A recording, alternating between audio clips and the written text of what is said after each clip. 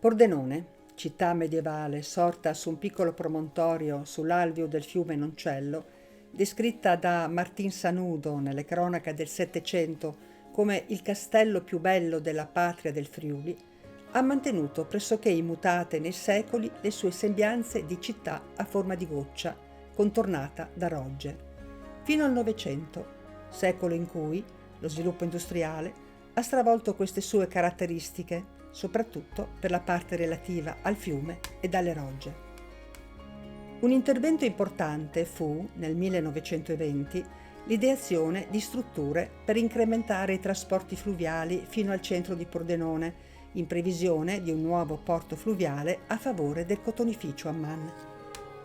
L'ingegnere Augusto Mior realizzò il nuovo ponte sul Noncello che comportava la deviazione del suo corso, abbandonando l'antico ponte di pietra settecentesco realizzato dall'ingegnere Bartolomeo Ferracina. Fatto saltare nel 1918 dalle truppe austro-ungariche in ritirata, venne sostituito provvisoriamente da un ponte di barche. Riparato, rimase visibile accanto al nuovo ponte prima di essere sotterrato.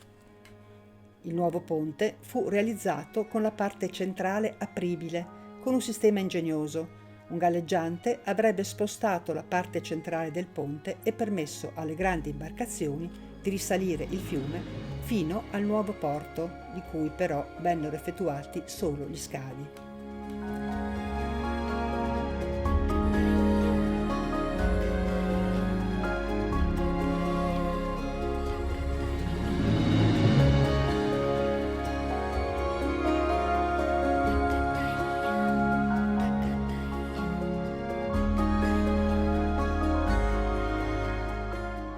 Il ponte prevedeva anche delle banchine sottostanti per il passaggio degli animali per il traino delle barche.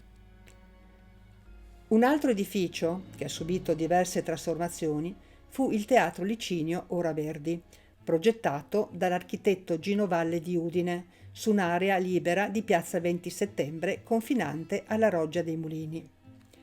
Negli anni 50 il teatro venne demolito per far posto al Teatro Cinema Verdi, progettato da Giuseppe Donadon, architetto di Pordenone. Anche quel teatro venne demolito per far posto a quello attuale che si affaccia alla piazza nello stesso sito. La prima importante costruzione a Pordenone, per uso residenziale, commerciale ed uffici, è stato il Palazzo San Marco, su iniziativa di imprenditori di Milano.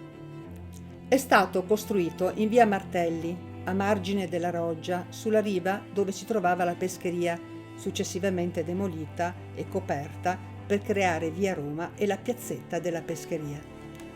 Negli anni 60 venne realizzata un'importante arteria stradale di Pordenone, costituita attualmente da via Udine, via Ledante e via Marconi. Tra via Marconi e piazza Duca d'Aosta venne spostata la vecchia colonna votiva, in via Colonna. Sul posto è stato costruito un palazzo da Giuseppe Donadon, attualmente sede di Idrogea. Modifiche sostanziali ha anche subito Largo San Giovanni, al termine di viale Marconi.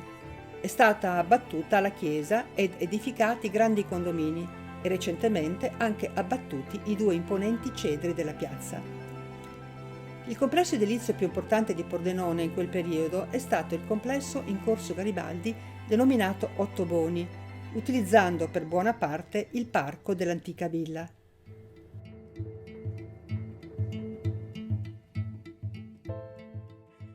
Poi fu la volta della realizzazione degli edifici sullo spazio della ceramica Galvani che si affacciava a via Mazzini.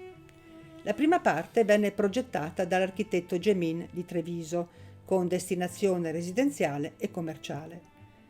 La parte più consistente venne prevista successivamente sulla parte retrostante, che impose la demolizione della Villa Querini e il sacrificio di parte del laghetto.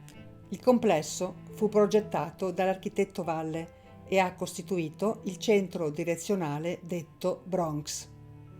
Per creare il parcheggio è stata sacrificata la filanda Marcolin.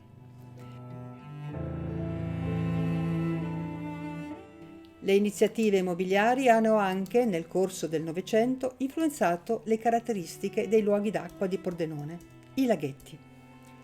Poco distante dalla riva del laghetto di San Carlo è stata sacrificata la borgata Fossati.